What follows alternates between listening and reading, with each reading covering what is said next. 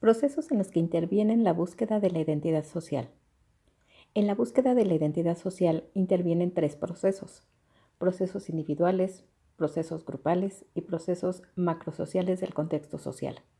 En esta búsqueda destacan la motivación de las personas para evaluarse a sí mismas de forma positiva, en la importancia de la pertenencia grupal para las personas a la hora de definir el yo y la motivación de las personas para evaluar el grupo de forma positiva, se establecen varias conexiones sobre la teoría de la identidad social, de las que destacan tres.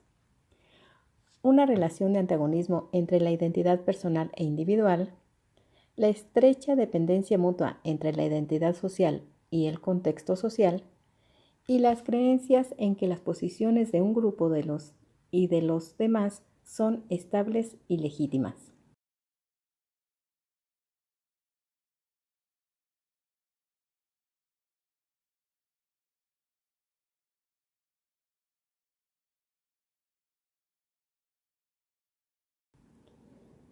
La movilidad individual y la creatividad corresponden entre las diversas estrategias posibles al estatus relativo y la combinación de estatus. Por ejemplo, en la movilidad individual, las personas intentan cambiar de grupo y pasar a formar parte de otro valorado más positivamente en la sociedad. En la creatividad, las personas intentan hacer más positiva la evaluación social de su grupo y tratan de mostrar que tienen cualidades positivas, no reconocidas hasta el momento. En la búsqueda de la identidad social se da la competencia con otros grupos. Por ejemplo, las personas intentan, de forma colectiva, modificar a su favor la actual situación social que les perjudica. Otra competencia es con el mismo grupo. Las personas intentan de forma colectiva mantener la situación social existente que les favorece. En los procesos psicosociales se da la teoría de justificación del sistema. Esto es, en un grupo social económicamente privilegiado, es comprensible creer que uno mismo es una persona valiosa, con mérito, y que el propio grupo es valioso y respetable. En un grupo social económicamente desfavorecido, es incompatible aceptar la justicia y la legitimidad del sistema social. Los motivos para el enaltecimiento de la autoestima y del estatus dentro de los grupos desfavorecidos se da en necesidades. Por ejemplo, la necesidad de sentirse valioso, justificado y legitimado. La necesidad de formar parte de grupos que se consideren valiosos y legítimos, y la necesidad de sentir que el sistema y el ordenamiento social es legítimo y justificable. Para esto existen varios procesos. Procesos individuales, procesos de carácter grupal y procesos macrosociales. Los procesos individuales son los estados cognitivos y emocionales de las personas. Los procesos de carácter grupal son las dinámicas de las relaciones dentro de los grupos.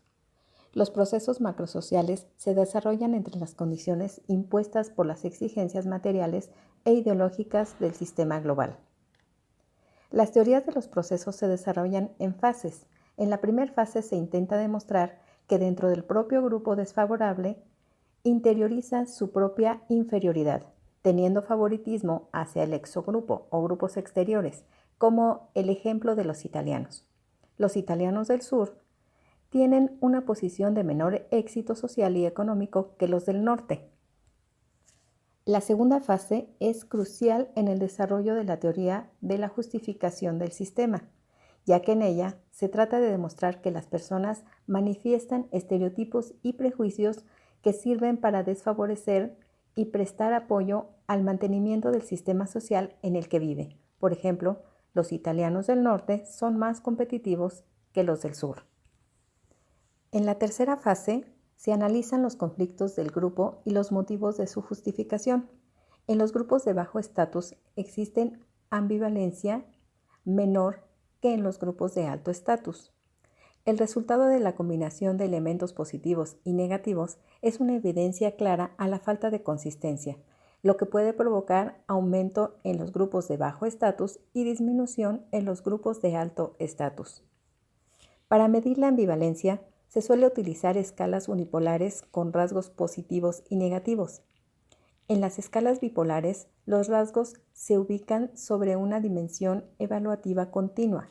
Las escalas unipolares siguen otra lógica. En las escalas bipolares se puede ser amable y hostil, inteligente y falto de inteligencia, trabajador y perezoso. En las escalas unipolares se puede ser amigable, inteligente, hostil, falto de inteligencia, perezoso y trabajador. En la búsqueda de la identidad social se dan los ítems sobre la creencia de un mundo justo. Para medir la justificación del sistema se recurre a ítems que tienen que ver con la creencia de un mundo justo y con orientación hacia la denominación social. En la creencia de un mundo justo, en cualquier negocio o profesión, las personas que hacen bien su trabajo llegan a los puestos más altos. Las personas a las que les va mal tienen las cosas que ellos se han buscado. En la orientación hacia la denominación social hay que aceptar que algunos grupos de personas valen más que otros.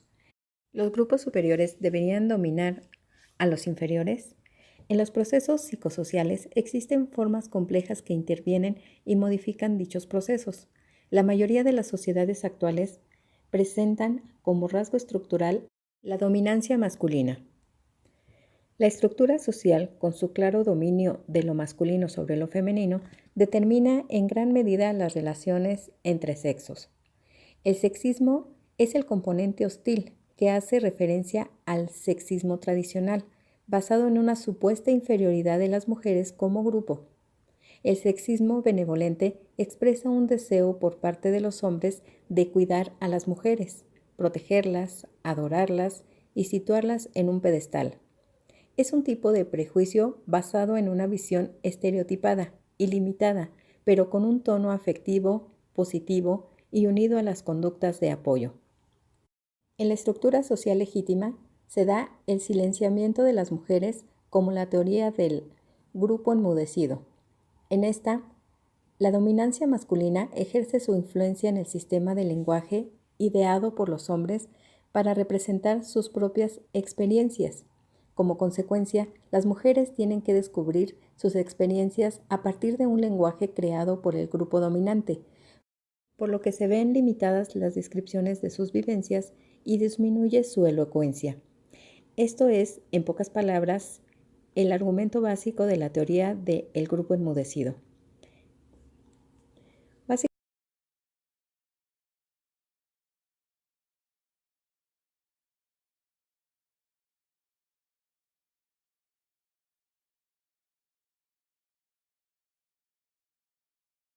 Stan y yo sugieren agruparlos en 3 clases: individual, grupal y macrosocial. Esto de acuerdo con la visión tradicional de la naturaleza de los procesos psicosociales.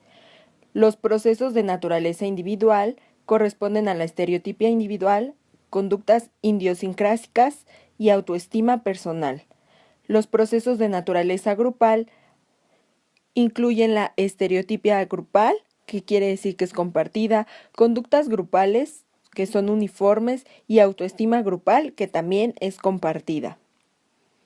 Los procesos de naturaleza macrosocial tienen que ver con el estatus, el poder, la política, la ideología y la sociedad en su conjunto. Se pueden clasificar las explicaciones psicosociales de los procesos. Explicaciones centradas en las personas individuales, todas las que recurren a propiedades únicas de la persona individual.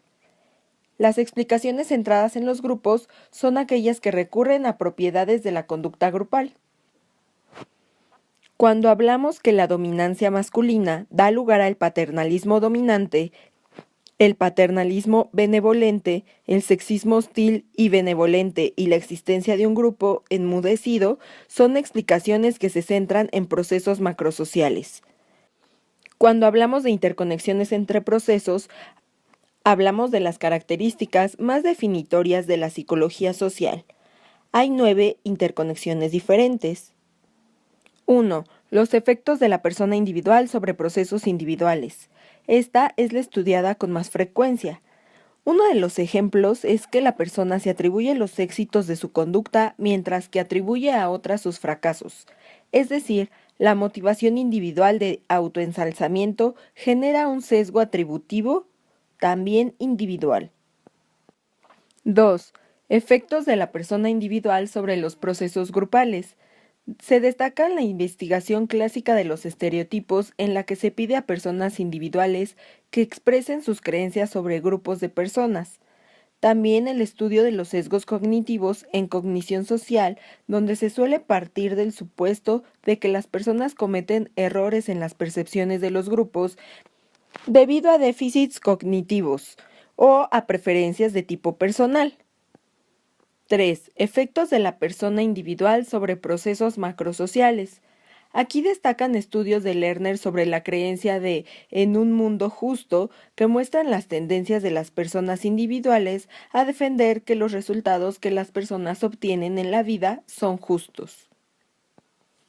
4. Efectos del grupo sobre procesos individuales. El ejemplo más claro lo da la teoría de la identidad social. Para ella, los estereotipos son creencias compartidas dentro de un grupo porque surgen de la comunicación con los miembros del grupo. Es por ello que Aslam afirma que cuando se comparte una identidad social, también se comparten las creencias estereotípicas. Cuando las personas individuales se incorporan a un grupo, sus creencias estereotípicas individuales también cambian y se hacen similares a las del grupo. 5. Efectos del grupo sobre procesos grupales. También procede de la teoría de la identidad social cuando la categorización grupal se hace saliente. 6. Efectos del grupo sobre procesos macrosociales. Agustino se encontró que cuando se activa la pertenencia grupal, los miembros del grupo tienden a compartir creencias sobre las causas y consecuencias de la desigualdad económica. 7. Efectos del sistema social sobre procesos individuales. En la obra de Simon, 1997, dice que la modernización favorece el dominio del yo individual sobre el colectivo. 8. Efectos del sistema social sobre procesos grupales. Los grupos con un sistema social bajo en la sociedad suelen desarrollar imágenes relativamente desfavorables de sí mismos. 9. Efectos del sistema social sobre procesos macrosociales. Hay dos formas de expresar esta interconexión. La primera, descrita por Joss y Stangor, dice que las características de un sistema social actúan para mantener o cambiar ese mismo sistema. La segunda es cuando un sistema ejerce una influencia sobre el otro. De acuerdo con Marcus y el binomio contenidos-enfoque de la psicología social, el verdadero significado de la psicología social se aprecia cuando se le contrapone a la visión del ser humano imperante en la sociedad. Hay una gran dificultad para convencer a las personas de que la conducta del ser humano es profundamente social. Para modificar esto, el psicólogo tiene que seleccionar entre los elementos del modelo psicosocial y generar los que encajen con las nociones culturales dominantes en la sociedad que se trate. El autor Marcus propone para la sociedad estadounidense los siguientes elementos. 1. El actor psicosocial es activo y agéntico. 2. Las personas tienen la capacidad de cambiar. 3. Las personas tienen la capacidad de cambiar los contextos en los que viven. Y finalmente, 4. Los contextos sociales no son algo separado de las personas. Swan y Seal mencionan que con mucha frecuencia situación y personalidad interactúan y hay una dependencia mutua entre ellas. Para ello proponen un ejemplo. El rasgo de personalidad estudiado era la exactitud en la percepción de personas. No se lo conceptuaba en general, sino asociado a situaciones.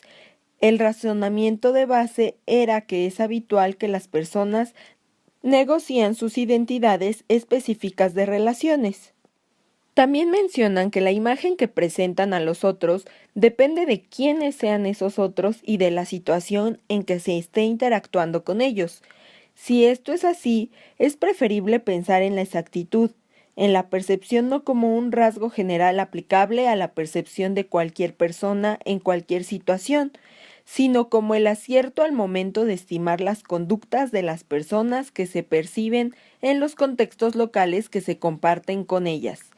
Por eso, en el día a día, las personas a la hora de percibir se esfuerzan por descubrir cómo se comportan las otras personas con las que interactúan en contextos compartidos.